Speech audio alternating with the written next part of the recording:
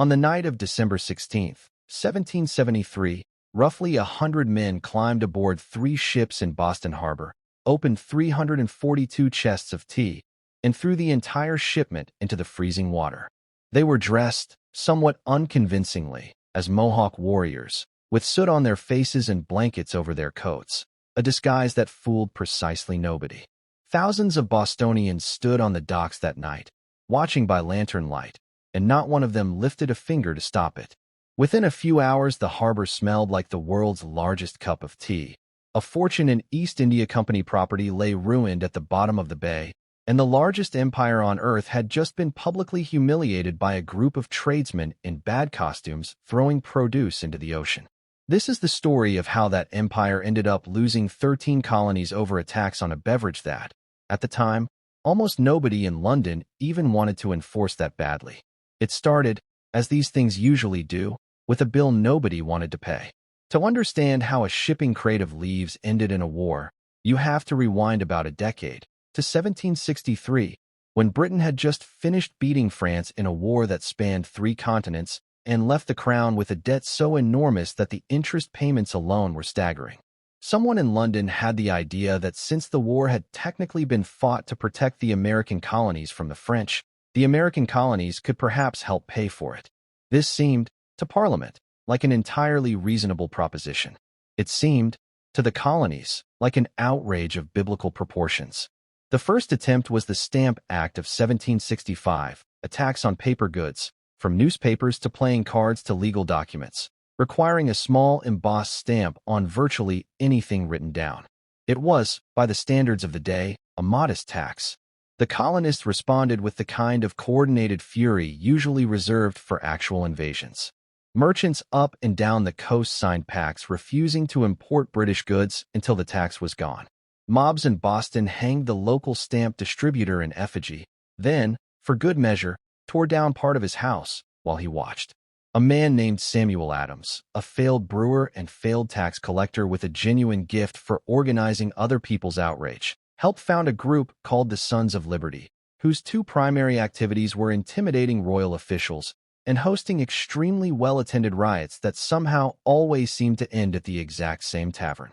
Parliament, alarmed by how quickly a paper tax had turned into a full colonial boycott, repealed the Stamp Act within a year. Then, almost in the same breath, passed the Declaratory Act, a face-saving measure stating that Parliament retained the full and total right to tax the colonies whenever it liked. This satisfied absolutely nobody and solved absolutely nothing. It was the political equivalent of losing an argument and then insisting, loudly, that you could have won it. Next came the Townshend Acts of 1767, taxing imported goods like glass, paint, and tea. The colonists, having discovered that boycotts worked, boycotted again. British troops were sent to Boston to keep order, which mostly meant several thousand bored young soldiers stationed among a population that despised them. The tension finally erupted on March 5, 1770, when a crowd surrounded a small group of British soldiers outside the customs house, throwing snowballs, ice, and oyster shells. Somebody panicked. Shots were fired. 5 colonists died. The Sons of Liberty renamed the event the Boston Massacre almost before the bodies were cold, and Paul Revere, a silversmith with a flair for propaganda, produced an engraving of the event so dramatically one-sided it barely resembled what had happened. It did not need to resemble what had happened. It only needed to make people angry, and it worked extremely well. Parliament, in a rare moment of self-awareness, repealed nearly all the Townshend duties. They kept exactly one, on tea, purely as a symbolic reminder that Parliament could still tax the colonies if it felt like it. This was meant to look like strength. It read, to the colonies, as Britain being simply unable to let go. For a few years, an uneasy quiet settled in. Then, in 1773, Parliament handed the East India Company a monopoly on tea sales in the colonies, allowing it to undercut local merchants and sell directly through hand-picked agents, all while still collecting that one lingering tax. The East India Company was not some scrappy underdog. It was one of the largest and most politically connected corporations on the planet, and it was, at that particular moment, nearly bankrupt from mismanagement and overexpansion. The Tea Act was less a tax policy and more a bailout, dressed up as routine commerce, and the colonists noticed immediately. This was not really about the price of tea.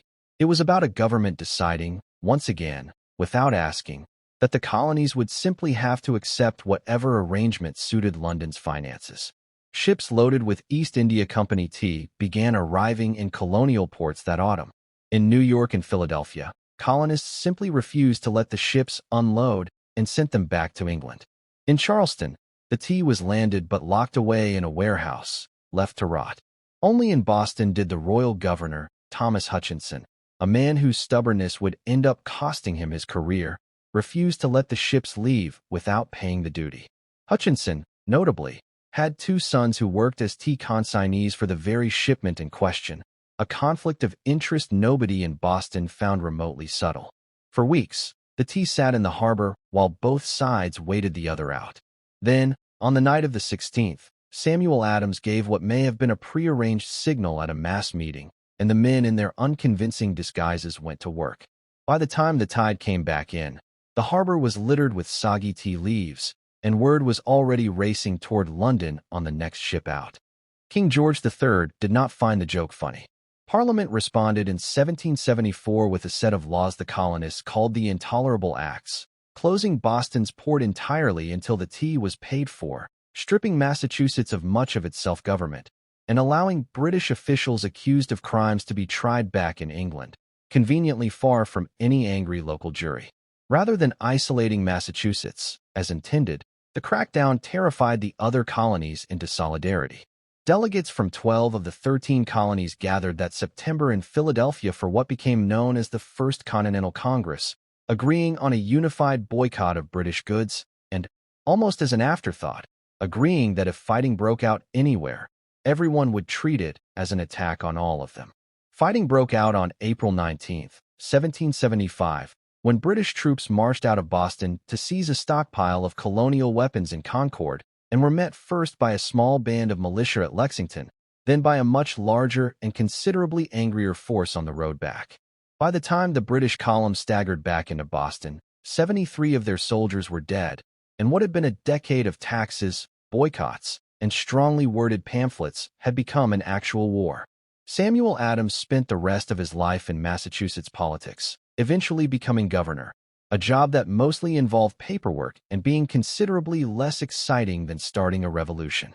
Thomas Hutchinson sailed for England shortly after the Tea Party, never returned to America, and died in London a few years later, still convinced, right up until the end, that he had simply been doing his job. John Hancock, whose ships had once smuggled goods past the very customs duties Parliament tried to enforce, went on to sign his name across the Declaration of Independence in letters large enough, according to legend, for King George to read without his spectacles. Paul Revere kept working as a silversmith and occasional propagandist, and would take one more famous ride 2 years later, one considerably better remembered than his engraving work. And King George III reigned for another 45 years, sitting in London through the entire war and its aftermath, long enough to watch the colonies he refused to compromise with become a nation that would eventually eclipse the empire he ruled. The tea itself, several hundred pounds of it, reportedly washed up along Massachusetts beaches for weeks afterward, clumped in the tide like brown snow, a faint, briny reminder that empires are rarely undone by any single dramatic blow. Usually it just takes one tax too many, one governor too stubborn to back down, and one very cold night when nobody on the docks felt like stopping anyone.